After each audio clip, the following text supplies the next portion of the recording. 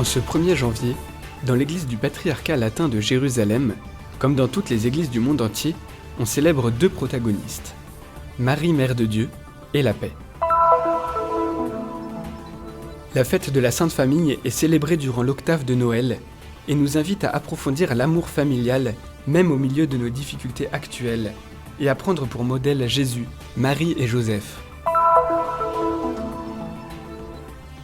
Une simple croix sur le rocher rappelle l'endroit où, selon la tradition, Étienne, premier martyr chrétien, a été lapidé.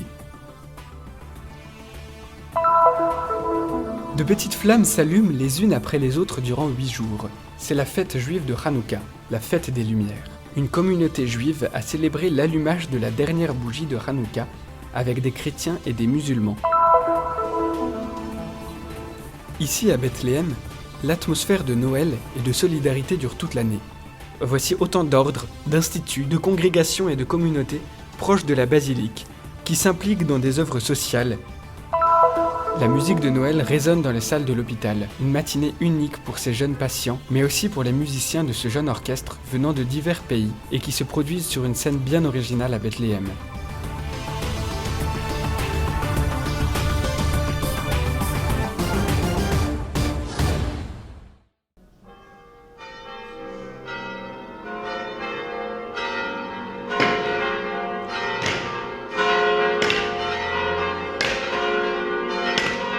En ce 1er janvier, dans l'église du patriarcat latin de Jérusalem, comme dans toutes les églises du monde entier, on célèbre deux protagonistes, Marie, Mère de Dieu, et la paix. Les deux sont nécessaires. Je pense que le pape Paul VI a eu une merveilleuse intuition de confier l'idée de la paix à Marie. Parmi nos désirs les plus profonds, le premier est la paix. Dans chaque famille, nous avons besoin d'une mère à qui nous pouvons confier nos intentions, et dans l'Église, c'est la Vierge Marie, la Mère de Dieu. Le pape François nous a laissé, dans son message, quelques indications précises. Le dialogue, la réconciliation et la conversion écologique. Ces mots semblent éloignés de notre expérience en Terre Sainte, mais ils sont les indications d'un chemin que nous devons emprunter. On parle toujours de dialogue, a déclaré l'archevêque Pizzaballa au cours de son homélie, mais on en fait peu. À l'origine de tous les problèmes, il y a cette difficulté à nous parler, à dialoguer, à nous faire face les uns les autres. Le mot « réconciliation » est également un mot tabou. Notre peuple se demande comment on peut parler de réconciliation tant que cette situation d'injustice existe. Et pourtant, a déclaré l'archevêque Pizzaballa, nous ne devons pas perdre espoir. L'administrateur apostolique du patriarcat latin a souligné l'importance de reconnaître la réalité dans laquelle nous vivons, ce qui ne signifie pas la justifier. Et puis, il a mentionné la parésie, ou le parler franchement. Nous ne devons pas renoncer, a-t-il dit, à exprimer un jugement sur le monde. Nous devons dire des oui, mais aussi des non. Par-dessus tout, nous devons nous faire la voix de ceux qui n'ont pas de voix. Car notre peuple a aussi besoin de paroles de vérité, sans que cela ne transforme l'Église en parti politique. Parler de paix sur ce territoire est un peu difficile. Nous avons pu constater toutes les contradictions qui existent. Mais pourtant, nous sommes ici pour prier pour la paix. Nous sommes profondément touchés par les divisions de cette terre. La recherche de la paix est donc fondamentale. Je souhaite à cette terre qu'elle trouve sa paix, que les hommes, se reconnaissant véritablement comme enfants d'un seul Dieu, trouvent la paix et puissent vivre en paix.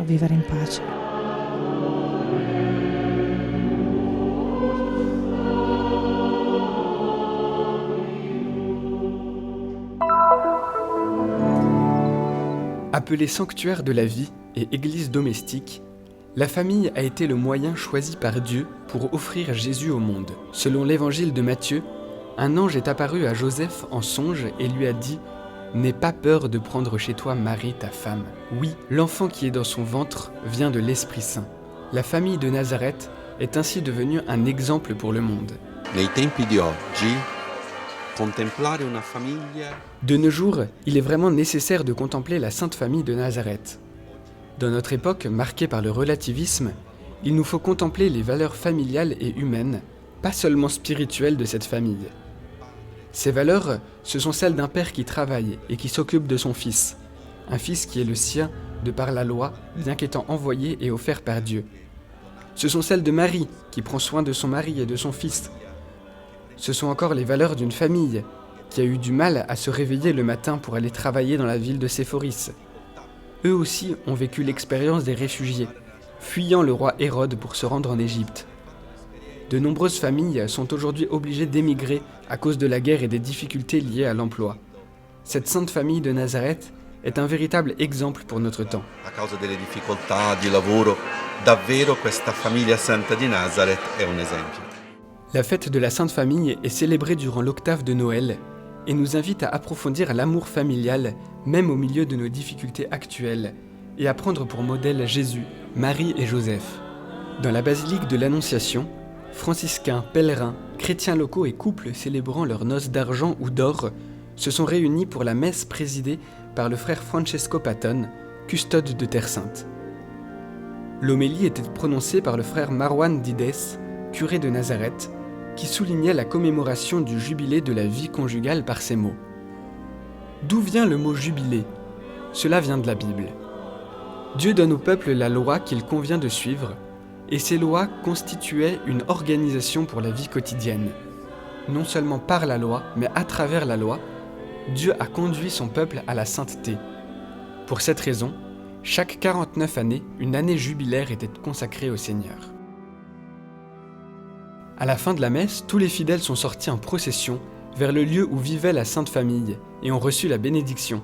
Esse lugar, assim, eu acho que é muito forte, né, para nós ver. En ce lieu, je crois qu'il est particulièrement important pour nous de voir comment la Sainte Famille se laissait conduire par Dieu.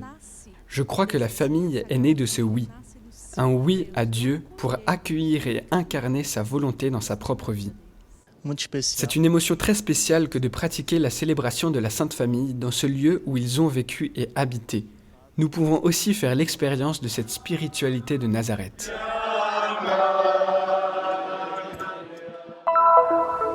Le vent fouette nos visages dans la vallée du Cédron, au pied de la colline où, à l'époque de Jésus, se dressait le temple de Jérusalem.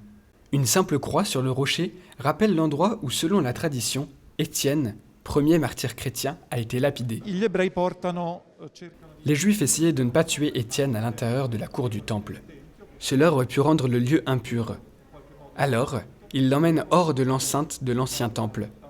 Ainsi, la tradition place précisément ici, sur ces rochers, qui sont dans la pente de la colline du temple, le lieu du premier martyr.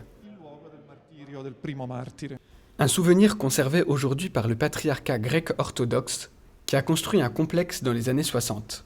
La mémoire liturgique du premier martyr ne coïncide pas avec celle des latins. C'est pour cette raison que, chaque 26 décembre, les portes s'ouvrent pour accueillir les frères franciscains et les pèlerins. Les vêpres sont priées et on se souvient de nombreux martyrs de notre époque. La grande attention que l'Église de Jérusalem a commencé à réserver à Étienne est liée à une tradition assez tardive, remontant à l'époque byzantine, quand un prêtre rêva de l'endroit où se trouvaient les reliques de saint Étienne. Aujourd'hui, cet endroit est vénéré non loin de Jérusalem, à Beit Jemal. À cet endroit, on a retrouvé des ossements, qui ont ensuite été ramenés à Jérusalem lors d'une procession, et, pour l'occasion, l'impératrice Eudochia a fait construire une grande église en l'honneur du proto-martyr. De petites flammes s'allument les unes après les autres durant 8 jours. C'est la fête juive de Hanouka, la fête des lumières. Des lumières que l'on dépose sur le pas de sa porte, des lumières qui attirent les jeunes et les familles dans les rues commerçantes et animées de Jérusalem-Ouest, ou encore les touristes et les fidèles au mur des lamentations, devant une grande menorah dorée. Hanouka commémore la réinauguration du temple de Jérusalem au IIe siècle avant Jésus-Christ. Selon la tradition, un miracle se produisit à cette occasion. Les huiles destinées à l'allumage de la menorah du temple avaient été profanées, à l'exception d'une fiole qui ne devait pas suffire plus d'1 jour. Pourtant, on parvint à allumer le candélabre pendant 8 jours à la surprise générale.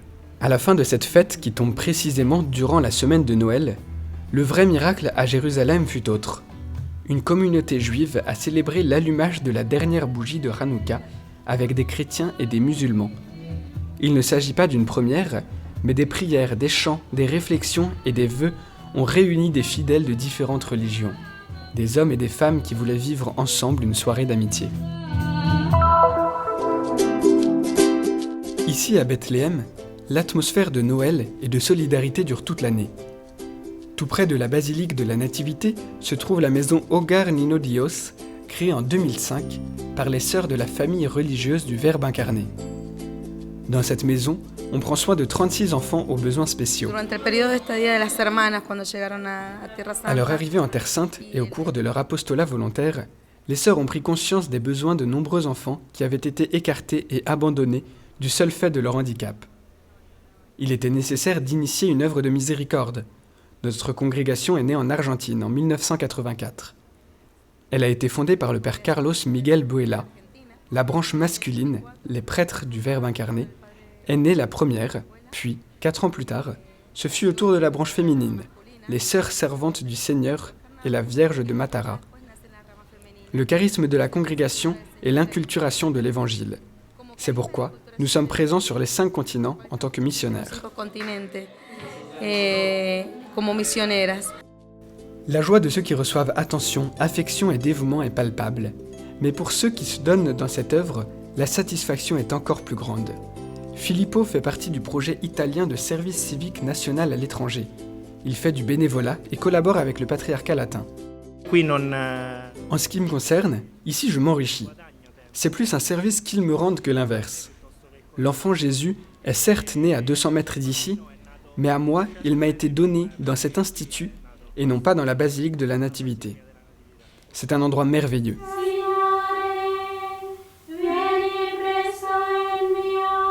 Non loin d'ici se trouvent les sœurs de l'ordre du Très Saint Sauveur de Sainte Brigitte. La sainte est née en Suède en 1303 et était l'épouse de la mère de 8 enfants, dont Sainte Catherine de Suède. Elle leur a transmis une grande dévotion et amour pour la Terre Sainte.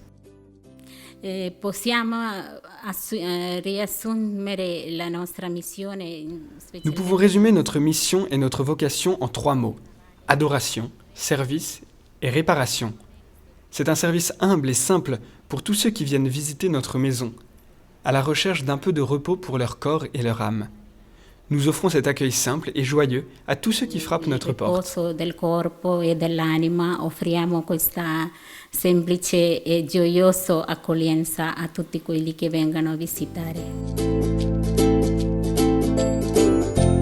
Les franciscains, également présents à Bethléem, jouent un rôle religieux, social et éducatif important.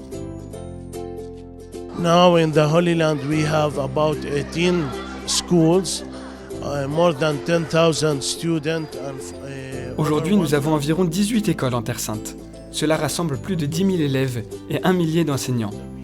Cette œuvre est importante, car son objectif est de s'assurer que les habitants de ce pays puissent accéder à un meilleur emploi dans la société. Une bonne éducation permet de s'ouvrir au monde.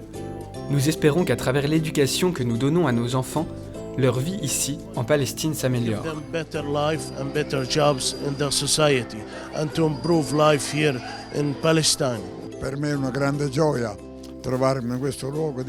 C'est une grande joie pour moi de me retrouver dans ce lieu de paix. Je viens de Palestine depuis plus de 30 ans et je partage la conviction qu'il faut être parmi ces enfants. Si la paix règne en ce lieu, alors elle pourra se propager au monde entier. Augurandomi che la pace di questo luogo possa estendersi in tutto il mondo. Voici autant d'ordres, d'instituts, de congrégations et de communautés proches de la basilique qui s'impliquent dans des œuvres sociales et qui veillent à ce que la solidarité ne se limite pas à la seule période de Noël.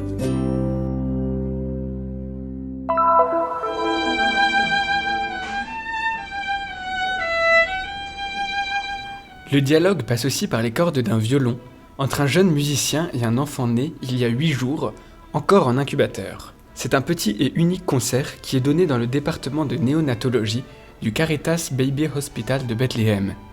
Il nous laisse émerveillés, les yeux et les oreilles grands ouverts. La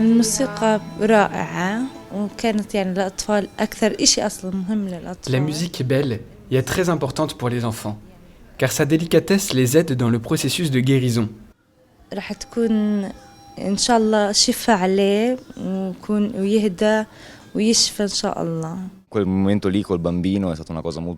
cet instant, avec l'enfant, j'ai vécu quelque chose de très intime. Je le dois à cet enfant. Je suis très heureux de l'avoir fait, parce que j'ai plusieurs amis qui ont dû passer par cette épreuve, en Italie, et je sais ce que ça signifie. C'est une chose très difficile à gérer. Je suis donc heureux d'avoir pu les aider ici. Quindi sono contento di averli potuti aiutare qua. Era interessante vedere come anche la respirazione di questi bambini Il est intéressant de voir comment la respiration de ces enfants est, petit à petit, revenue à la normale. Les enfants qui étaient agités ou nerveux au départ se sont détendus et endormis. Ils ont retrouvé dans leur cœur et dans leur esprit un peu de l'environnement maternel initial. C'est un peu comme un retour à un état protégé, chaleureux, aimant et bienveillant. protetti, custoditi, amati. La musique de Noël résonne dans les salles de l'hôpital. Une matinée unique pour ces jeunes patients, mais aussi pour les musiciens de ce jeune orchestre venant de divers pays et qui se produisent sur une scène bien originale à Bethléem. Le Caritas Baby Hospital, avec ses 74 lits, ses services néonataux et de soins intensifs néonataux pédiatriques, est, pour ainsi dire, le seul hôpital pédiatrique de Cisjordanie. Sans distinction de personne ou de religion, il accueille des bébés prématurés jusqu'à des jeunes de 14 ans. Quando siamo venuti qui la prima volta, Lorsque nous sommes venus ici pour la première fois en 2011, l'archevêque de Ravenne, présentant cette initiative, avait déclaré « C'est une grande responsabilité, parce que vous allez faire de la musique à Bethléem pour Noël. C'est le rôle qu'avaient les anges dans l'histoire de la Nativité. Parce que les anges, comme il est écrit dans l'Évangile, ont chanté paix sur la terre, à notre tour nous jouons de la musique et nous nous trouvons très bien ce rôle. Nous savons aussi, nous l'avons vu, nous le savions, que dans toutes les cultures, nos chansons et notre musique de Noël rassemblent les le gens. musiche di Natale mettono insieme le persone. La magie de la musique part s'installer à l'Institut d'Efta, structure qui s'occupe des enfants sourds et muets à Bethléem. La rencontre avec les musiciens se transforme immédiatement en un grand jeu, les enfants occupés à écouter la musique d'une manière très particulière. Ils ont leur propre façon de la ressentir. Ils n'ont pas la capacité d'entendre les ondes dans leurs oreilles, mais les ondes ont le pouvoir de se transmettre partout. Alors disons qu'ils peuvent presque entendre avec leurs mains. Ce que j'expérimente ici, c'est ce que nous voyons à travers les enfants partout dans le monde. L'innocence et la bienveillance entre les êtres humains. Le problème, c'est que nous n'avons pas souvent ce contact avec eux. Enfin, pas autant que nous devrions. Et il est là le vrai problème.